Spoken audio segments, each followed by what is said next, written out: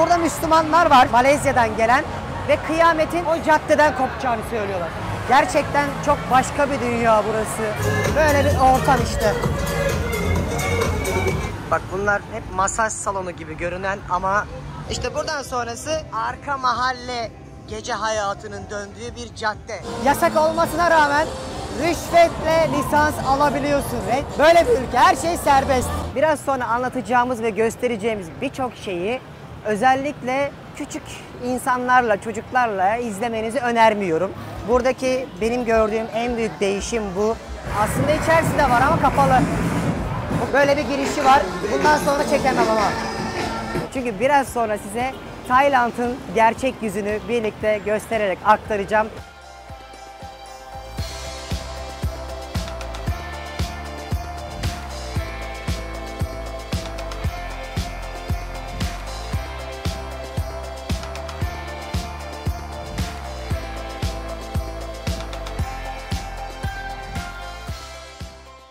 Herkese Tayland'dan merhabalar arkadaşlar. Ben Deniz Pehlivan.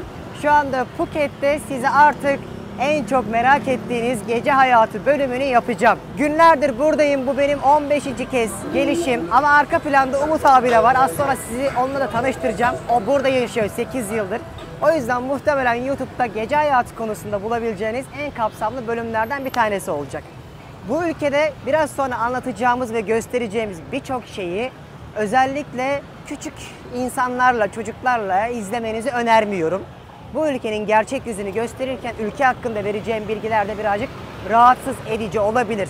Ama buraya gelirseniz en azından bunları bilmeniz gerekiyor ki buna göre bir tatil planı yapabilin ve en azından göreceklerinize hazır olun. Çünkü biraz sonra size Tayland'ın gerçek yüzünü birlikte göstererek aktaracağım. Arkamdaki caddeden yürümeye başlayacağız. Sen Sabahi Caddesi'nden, burası bir Arap sokağı olmuş durumda olsa da yine de her şeyi göstereceğiz ve asıl Bangla doğru gideceğiz. Akabinde burada böyle arka mahallelerde de başka böyle hayatların döndüğü yerler var. Onları da size göstereceğim. Hadi bakalım, size iyi seyirler. Bize de güzel bir akşam olsun. Evet, Umut abiyiz. Phuket in Travel'dan beraber geziyoruz.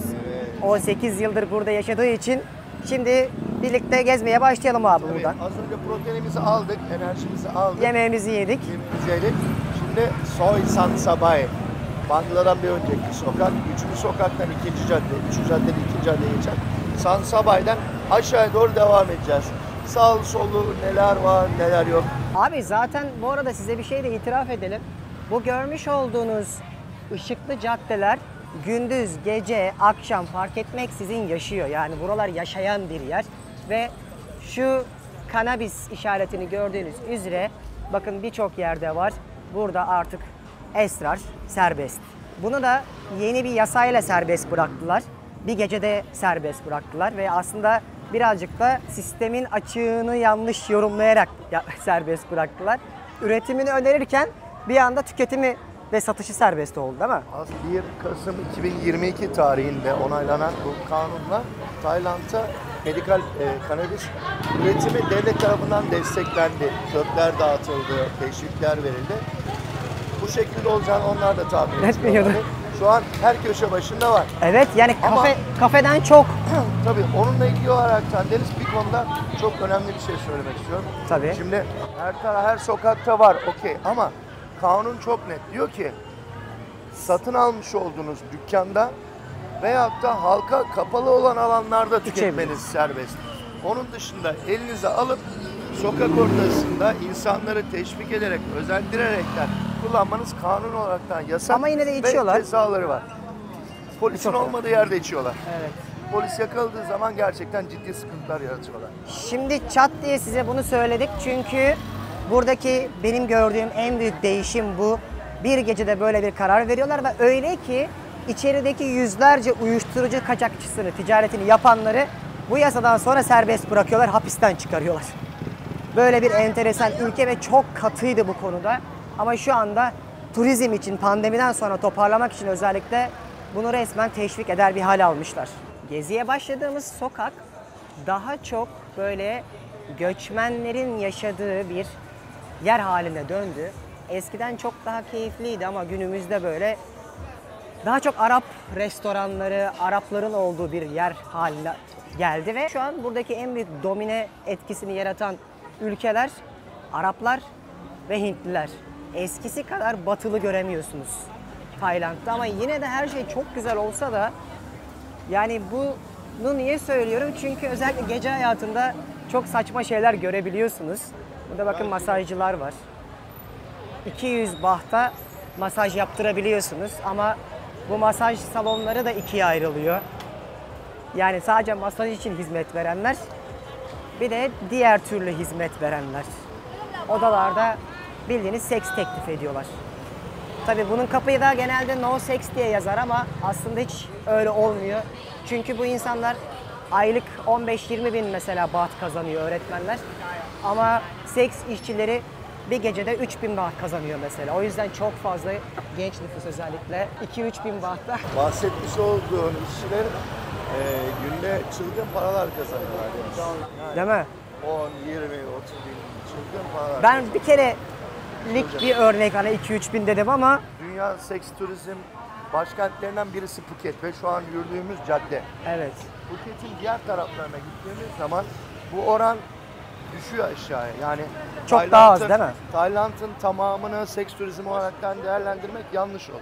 Zaten Tayland aslında özünde Amerika'nın özellikle Vietnam Savaşı'ndan sonraki o seks turizmini teşvikiyle bir üs haline getirdiği bir yerken Şundan başladı. Hani bir sürü şehir efsanesini duyuyoruz bizlerde. Vietnam Savaşı'nda Tayland tarafsızlığını ilan ediyor. Amerikan gemileri Pattaya'nın bulunmuş olduğu Körfez'de ikmal yaparken stres içindeki Amerikan askerlerini kıyıya çıkartıyorlar. Ve eğlence, alkol ihtiyaçlarını gidermek için gecenin ilerleyen saatlerinde göreceğimiz bu muz yapraklarından yapılmış olan Hawaiian tarzdaki barlar yapılıyor. Ve alkol, eğlencenin olmuş olduğu yerde kadın ihtiyaçlarını da Tayliler karşılıyor. akabinde de fuhuş sektörü Akabinde gibi. bu sektör birden ortaya çıkartıyor. Ama aslında Tayland özünde çok güzel bir kültürü olan, harika Muazzam plajları, bir kültür, adaları olan bir yer. doğası harika. Birçok dünya güzelliğinin bulunmuş olduğu bir ülke Tayland. Evet. O bahsettiğimiz cadde de şurası arkadaşlar. Bangla Road. Her yere dönerci var. Her yerde. Yani Türk restoranları, dönerler, lahmacun, çiğ köfte ona kadar bulabiliyorsunuz. Şuradan bir karşıya geçelim. Oo, müzik suratıma vuruyor resmen. Şu kalabalığa bak. Böyle abi. 12 ay böyle. Turizm konusunda dünyanın bir numarası ve caddenin girişi bu. Burada böyle solda sağda barlar var görüyorsunuz.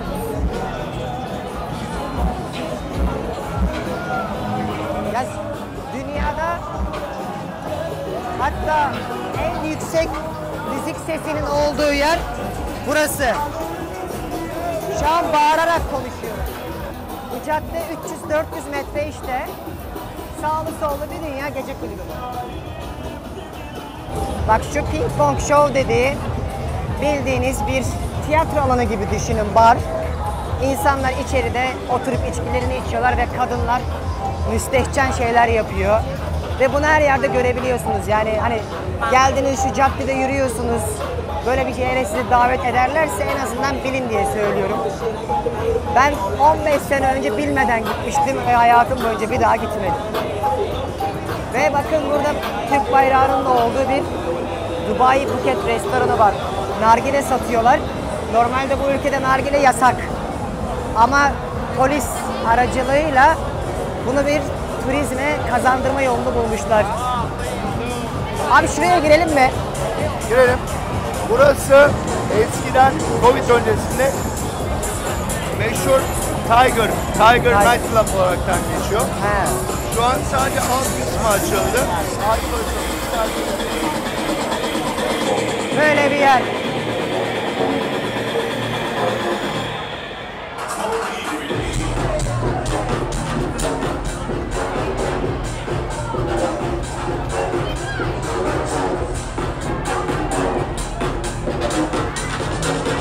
İşte burası dünyada fuhuşun beşiği olarak bilinen yer. Her şey dans adı altında görünüyor ama aslında değil. hikaye bambaşka. Bir fotoğraf çekip atalım diyecek. Eyvallah. Dinler. Görüşmek üzere. Takip ediyormuş Marmaris'ten. Burası da daha çok bilardo oynayıp biranızı içebileceğiniz, kafa dağıtacağınız bir yer. Bayağı dolu yalnız abi. Aynı zamanda DJ performansı da var. Ya abi, yalnız bak ben bu haldeyim. Ayağıma bak, koluma bak. Yine de video yapmaya çalışıyoruz. Bir de şuradan girelim, gel.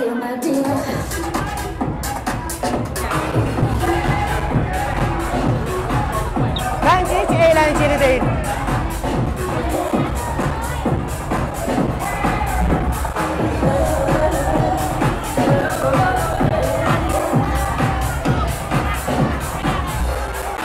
Burada mesela bira içiyorsunuz. Markette 40 baht, 50 baht, burada da 70 baht. Fiyatlar aşırı uygun oluyor. Bak kız mesela bir tane vermiş. Bak mesela koymuş. 90 baht işte. Ne ararsan var. Not now, later. Yani gördüğünüz gibi sizi yoldan çekmeye çalışıyorlar sürekli. Elinizden tutup oturtuyorlar.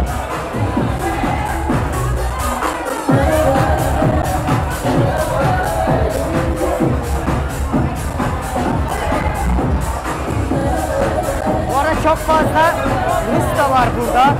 Ruslar resmen istila etmiş gibi her yeri. Arkamda İllüzyon, dünyanın en iyi 14. gece kulübü ve bugün çok önemli bir DJ geliyor. DJ Snake 34 dakika sonra başlayacak.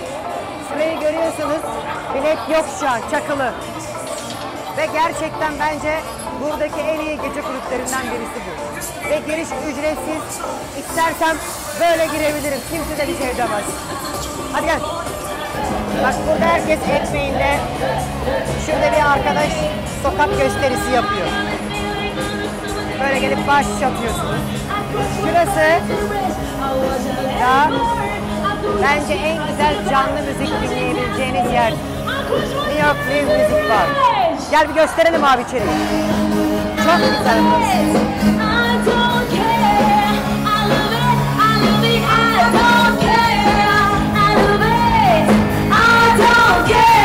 Aşağı doğru yürüyoruz. Böyle üstsüz striptiz club gibi yerler var. Yani şu sokakta yürürken bile birçok şeyi görüyorsunuz. Bak yine ping pong show var. Şurada bir canlı müzik yeri daha var ama burası çok güzel değil. Deniz, Tayland'ın en büyük gerçekleri Ladyboylar sağımda. Ladyboylar arkadaşlar erkek aslında ama kadın. Operasyonda. Ve bu toplumda gayet normal karşılanan, insanların ayıplamadığı, yani saygı duyduğu değil mi? Hatta bir laf var, Tayland'ın en güzel kadınları Tayland erkekleridir. Dünyanın en güzel kadınları Tayland'ın erkekleri. O da Ladyboylardan dolayı. Bak onunla ilgili olaraktan burada bir show var. Simon Cabaret. Benim mi şurada? Sağ tarafta da gogo barlar var. Evet. Dolaşalım gel burası. Bu gogo barların olduğu bir sokak. Gogo barlar tamamen çıplaklık. Tamamen ama. Gerçekten çok başka bir dünya burası. Yani insan... Ya hatta şöyle bir şey var. Burada Müslümanlar var. Malezya'dan gelen. Ve kıyametin o caddeden kopacağını söylüyorlar. Kıyametin. Tabii. Tayland'da En büyük %6'sı günah yeri. Müslüman ve bu Müslüman halkın %80'i Phuket ve çevresindeki adalarda yaşıyor. Ve bu Müslüman halkın birçoğu kıyametin Bangla Caddesi'nden sokudan bahsediyor. Covid döneminde ben buradaydım Deniz. Covid döneminde bütün caddeler açıktı ama Bangla'nın girişi ve çıkışı kapalıydı.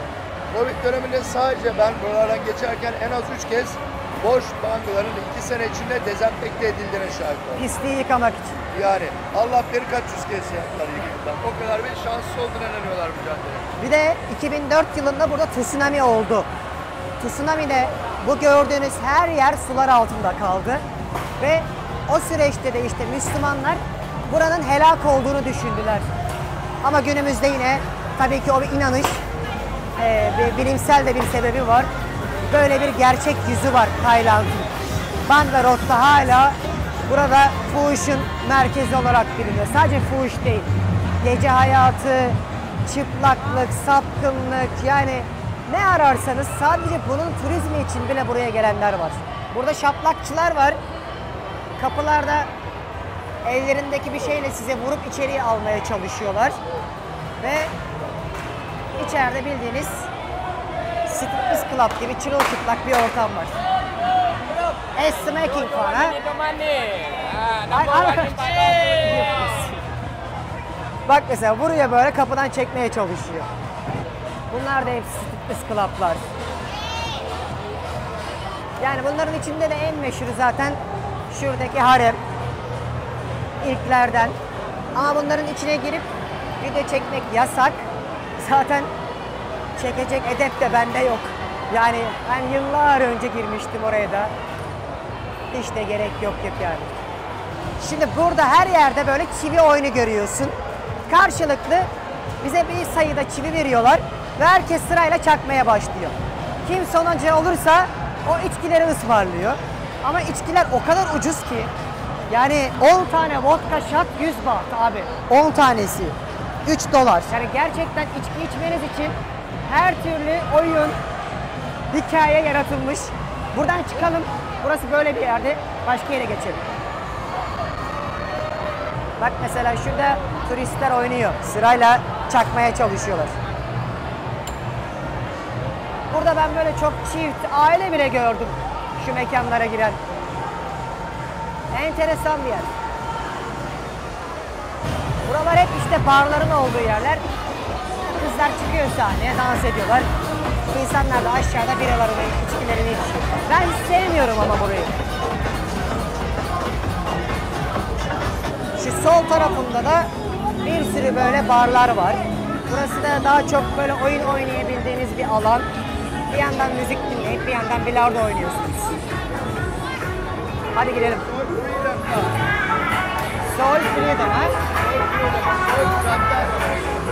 Al bak burada direkt ot satıyorlar abi, al. Direkt kanabis. Hepsi serbest.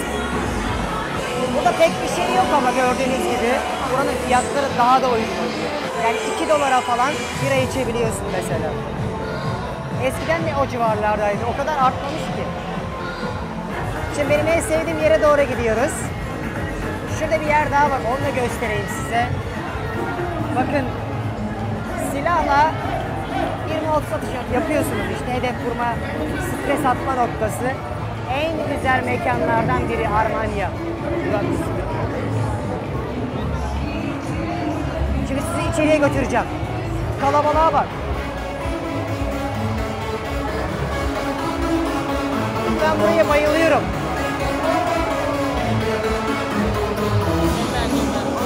Oo! Bence buranın en iyisi bu. Ve ben şort tişörtle girdim. Şuraya bak abi. Halime bak. Hani ileriye gidemeyiz. Geçemeyiz. Çok dolu.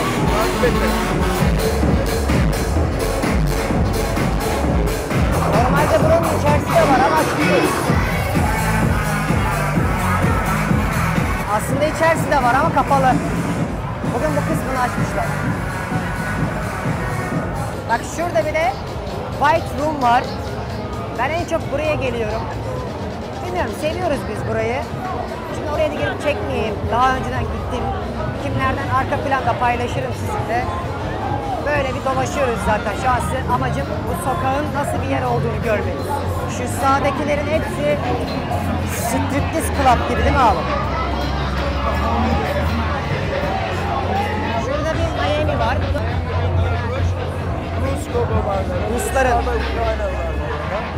Rusların mekanları. Şu sağdaki de Moulin Rouge'de değil mi? Hatta ben yukarıda dans eden bir Rus kız var. Abi biz az önce içeriye girdik. Umut abi, hani gece kulübüydü burası? Beni çok İstanbul'a düşürdün. Bambaşka bir yer çıktı. Striptease Club Rusların. Bir bira 400 baht.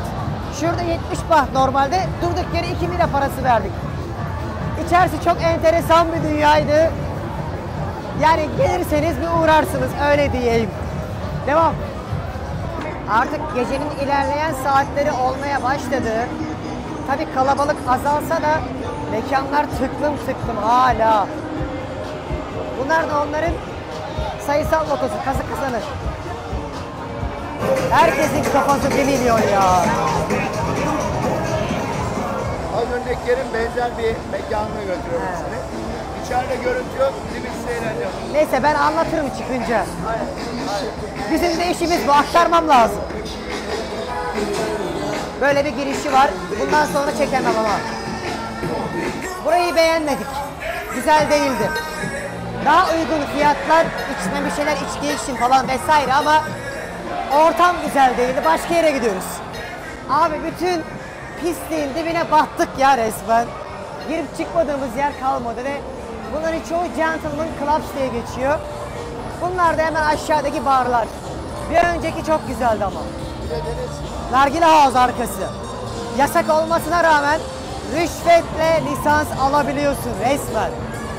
Böyle bir ülke, her şey serbest. Tayland'a hoş geldiniz. Neresi abi? Bir de şöyle bir yer var, Alur. Ali oraya gidiyoruz. Girelim bakalım. Burada nasıl bir batak var. Vallahi o mekandan çıktık. Orayı hiç beğenmedim ve pahalıydı. Şimdi burada bir durum var arkadaşlar. Ben çok Türk görüyorum. Ve Türkler böyle oturup sohbet ediyorlar, tamam mı? Sanki bir marifetmiş gibi herhangi bir korunma yöntemi kullanmadan birlikte oluyorlar ve bu insanlar evli insanlar. Ve burası en çok AIDS'in ve HIV'in olduğu yerlerden birisi dünyada. Ve lütfen bunu yapmayın. Yani biz bu konuda çok eğitimsiz ve bilinçsiziz.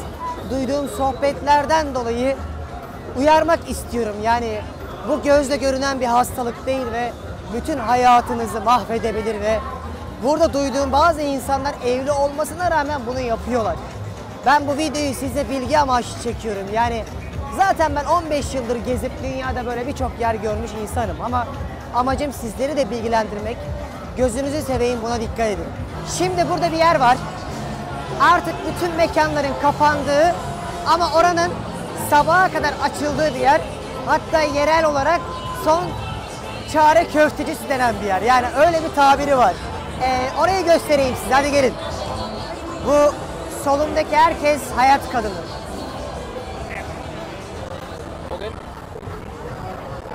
Bir de burada sürekli kokain satmaya çalışıyorlar.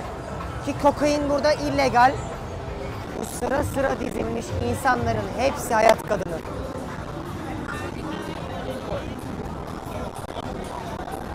Yani çok üzücü bu kadar insanın bu işi yapmak zorunda kalması ve ben üzülüyorum her geldiğimde, yalan söylemeyeyim, yani hiç eğlenceli bir şey değil.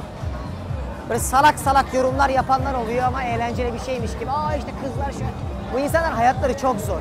Gerçekten eğlenmek, gülmek, yani Tayiller gülüyor vesaire evet ama ahlaki olarak bence çok zor durumdalar. Yani bunu kimse keyfi olarak yapmıyor ve o yüzden vicdani olarak ben her seferinde bunu çektiğimde de üzülüyorum. O yüzden hani böyle bir sosyal mesajı da vermek istiyorum.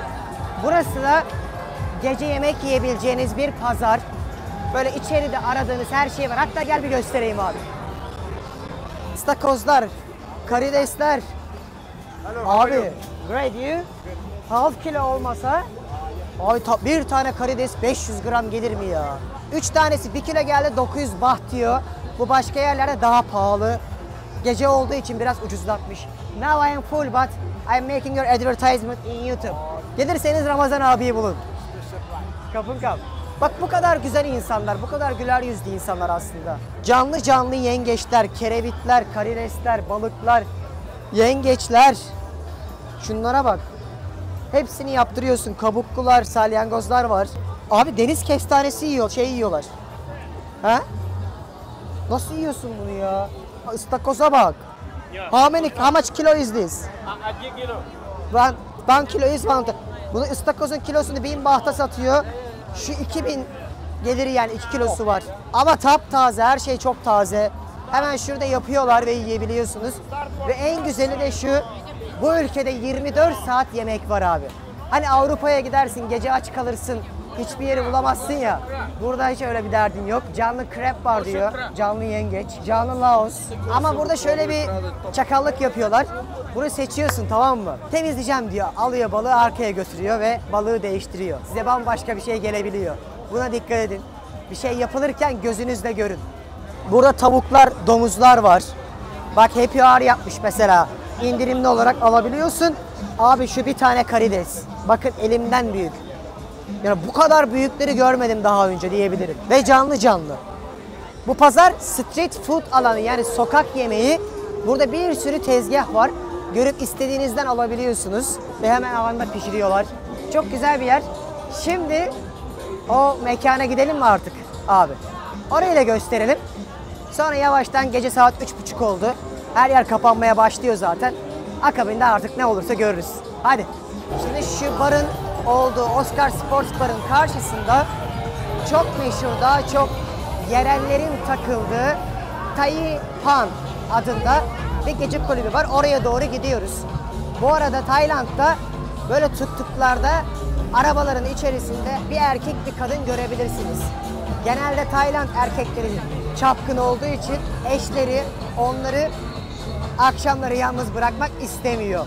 Bak şu öndeki abla mesela, göstereyim. Abi şunu bir çekeyim. Bak abla oturmuş bekliyor içeride, görüyor musun? Onlardan bir tanesi. Böyle bir kültür var burada. Taipan'dayız, girelim.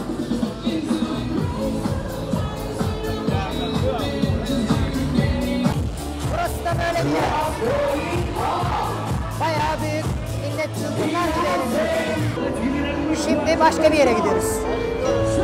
Bizim takıldığımız yere götüreyim hadi sizi. En güzel yerlerden birisi de. Artık son bir mekan daha göstereyim bakalım. Her yer hayat kadını oldu ya, her yer. Böyle bir ortam işte.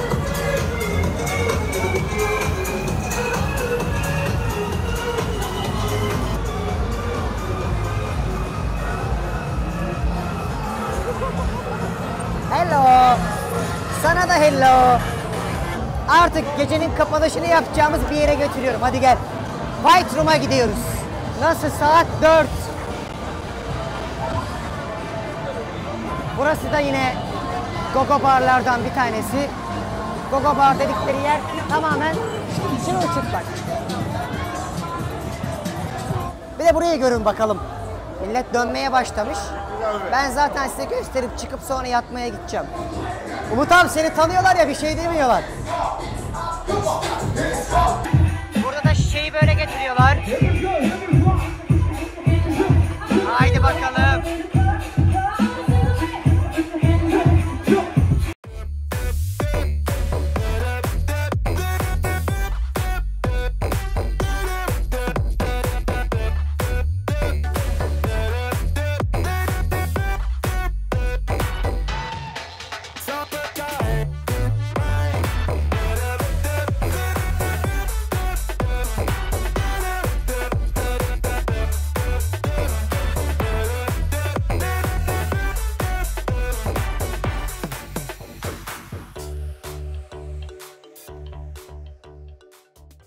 Arkadaşlar, geçen gün size Bangla sokaklarını ve gece hayatını gösterdim. O gün bayağı eğlendik. Kapanış falan yapacaktım. İyi ki de yapmamışım. Çünkü size hatırlıyorsanız videonun başında arka mahalleleri de göstereceğim demiştim ya. İşte bugün size o Phuket'teki arka mahalleleri de göstereyim istiyorum. Otelden çıktım. Burada özellikle birazcık daha farklı gece hayatının da olduğu, masaj salonlarının olduğu bir bölge var aynı zamanda. Burayı götüreceğim. Böyle uzunca Phuket'e gelirseniz en azından gece hayatı konusunda aklınıza gelecek birçok şeyin şekillendiğini düşünüyorum. Şimdi çıktım abi otelden. Yemek yiyeceğim yere gidiyorum. Çok güzel bir yer göstereceğim size ve çok güzel bir şey yiyeceğiz birazdan. Burası böyle gece gündüz yaşayan bir yer bak. Tezgahları koymuşlar yine. Pazarları kurmuşlar. Bunu hemen bak Bangla Boxing Stadyum'un karşısında bir pazar var. Önceki bölümde göstermiştim ama Yeni fark ettiğim bir şey var, bir detay var ve çok da güzel yeni bir yemek öğrendim. Onu yiyip anlatmak istiyorum gece pazarında. Abi burada böyle bir sürü tezgah var, tamam mı? Şimdi gece pazarı kuruluyor burada. Sadece akşamları açık 7'den sonra. Şurada geçenlerde yürürken bir şey fark ettik. Umut abi gösterdi. Bakın Türk bayrağını asmış kardeşimiz. Burası Türklerin işlettiği bir yer. O yüzden balığı da burada yiyeceğim. Abi şunlara bak ya. Köpek balığı da var. Olmadı bir köpek balığı yiyebiliriz. Şunlar genelde buranın en çok tüketilen balıkları ve devasa karidesler var. Bak şu karidesin bir tanesi 600 gram falan geliyor arkadaşlar. Ama pek tabii ki mesela karides, kalamarlar falan güzel de özellikle balıklar buradaki su sıcak olduğu için biraz daha az lezzetli. Bizdeki o hani tuz oranı ve suyun birazcık daha ılıklığına göre lezzeti vardır ya, Akdeniz'in, Ege'nin lezzeti. O burada olmuyor. Ama çok özel böyle soslarla yemekler yapıyorlar. Ben şimdi burada steamed lemon fish diye bir şey var. Bunu biraz buharda böyle limonla yapıyorlar. Ondan deneyeceğim. Ve çok lezzetli oluyor. Burada en çok sevdiğim şey muhtemelen deniz mahsulü olarak o. Balık geldi böyle çok güzel pamuk gibi yapmış. Şuna bakar mısınız? Üzerinde de limonlar var. Şöyle bir sosu da var aynı zamanda. Bizim abi burada kendi tariflerinden biriyle yaptığı için çok daha lezzetli. İşte bu güzel. Yani Tayland'da akşam gece hayatı yaşarken bu pazarların da keyfini sürmezseniz çok eksik kalır. Böyle pazara girip yemeğinizi yiyeceksiniz. Ondan sonra eğleneceksiniz. Harika yerler var. Bunun gibi daha bir sürü daha var, çok güzel. Pazarlar var. Zaten çoğunu önceki vloglarda da anlattım ama burada yediğim balık olarak en iyi ürün şuraya, bizim kendi buradaki Türk restoranındaydı. Gerçekten pamuk gibi ve çok lezzetli. Diğer balıklar bu kadar güzel değildi. Bunu yiyeceğim, doyacağız. Sonra sizi arka mahallelere götüreceğim. Hadi bana afiyet olsun. Şimdi gideceğim yerlerde tripodu ve mikrofonu çıkaracağım. Çünkü rahat bir şekilde orada çekim yapamam. Kamerayı gördükleri zaman herkes birazcık daha böyle köşeye çekiliyor. Bir de rahat olmuyor. Şuradan bir taksi bulmam lazım ya da bir küçük moto taksilerden alacağım. Bir 5 dakika mesafede oraya doğru giderim. Şurada devasa bakın bir alışveriş merkezleri var. Jung Ceylon diye. İçeride her şey var. Hem alışveriş yapabiliyorsunuz hem restoranlar. Şurada çok büyük bir otel var. Böyle pazardan çıkıp gidelim oraya doğru. Burası 2. cadde diye geçiyor. Böyle kaldırımdan yürüyerek solunuza sağınıza dükkanları alıp böyle 1 kilometre kadar yaklaşık olarak gidiyorsunuz. Burada bu kalemunla fotoğraf çekiniyorlar. Genelde böyle fiyatta anlaşmıyorlar, tamam mı, bunlarda gelip sonra hep kavga çıkıyor. Bu arada hiç hayvanların para için alet edilmesini hiç sevmiyorum. Ben şimdi bayağıdır buradayım. Malum haftalardır ayağım hala sakat olduğu için daha tam anlamıyla denize giremiyorum. Sahilde yürüyemiyorum, enfeksiyon kapmasın diye. Buraya eskiden çok Çinliler gelirmiş. Artık Çin'den uçaklar gelmiyormuş. Birçok uçağı iptal etmişler. O yüzden daha çok hep Asya şeyler var. Araplar, Hintliler ve Ruslar var.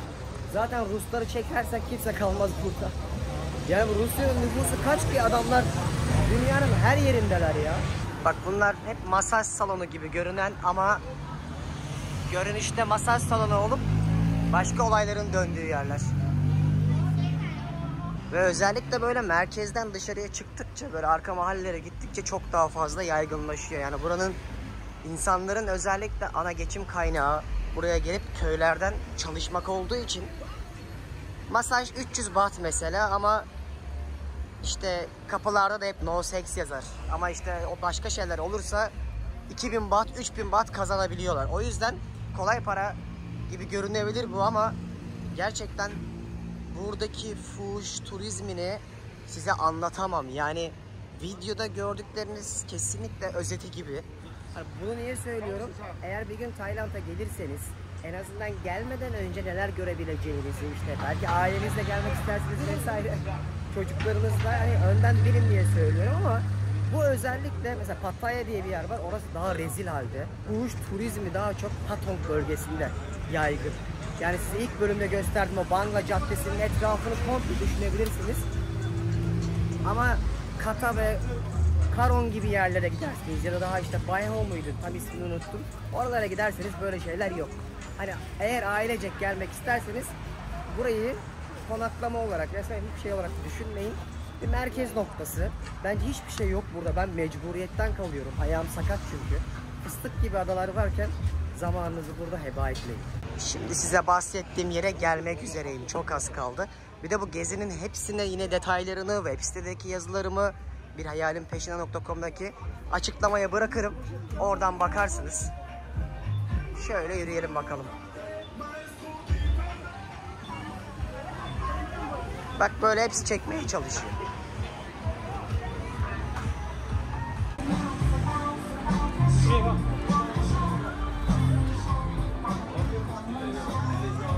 Masaj salonu görünümlü fuhuşun döndüğü yerler.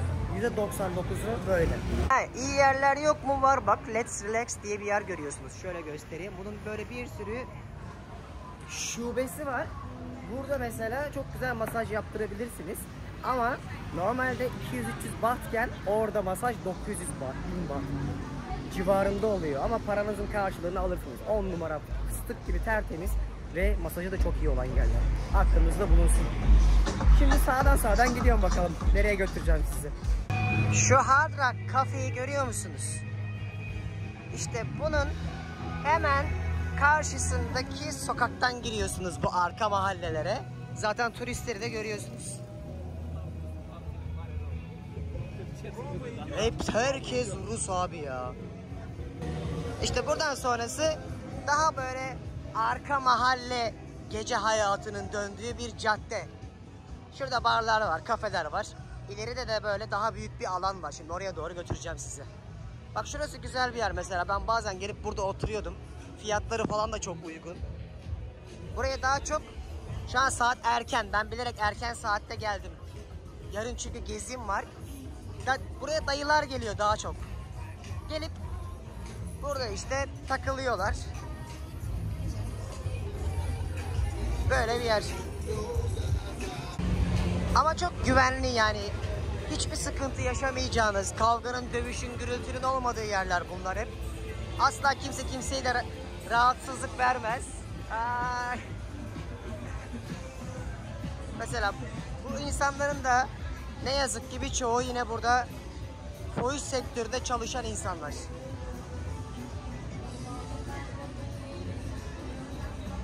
Yine Tayland'da olmaz bir tezgah. Sosisler, tavuklar yapılmış. Svadika. Ama motor yağından hallice bir yağda pişiyor. Chicken. Right? Yani hiç ben bu yağlarda yemek yemiyorum arkadaşlar. Size de asla önermem. Sağlığınız için ve güzel bir tatil yapmak için kesinlikle uzak durun. Şöyle bir mekan kurmuşlar. Hornhub diye. İsmi manidar. Şu an çok sakin. 2 saate bayağı dolar burası. Her yerde, her sokakta bir yaşam var, hayat var. Yani burada hareketin olmadığı sokak, insanların olmadığı nokta yok desem yeridir. Bir şekilde barlar, kafeler, restoranlar, publar ne ararsanız bulabiliyorsunuz ya. Bak mesela oradan çıktım. Şöyle çok güzel bir pazara geldim. Burada her şeyi bulabiliyorsunuz. Meyvesinden, yemeğinden, tatlısından ne ararsanız var. Svadika. Çok tatlı selam veren insanlar ya. İşte Tayland'ın Phuket adasında gece hayatı bu şekilde yaşanıyor. Ben şimdi erkenden kalktım. Size bugün daha güzel bir vlog çekip böyle doğayı falan göstermek istiyorum. Otelden çıktım. Bir sonraki vlogda da bunu anlatacağım inşallah. Şimdilik benden bu kadar. Yine açıklamaya her şeyi bırakırım. Oradan bakarsınız. Bir sonraki videoda görüşmek üzere. Bay bay.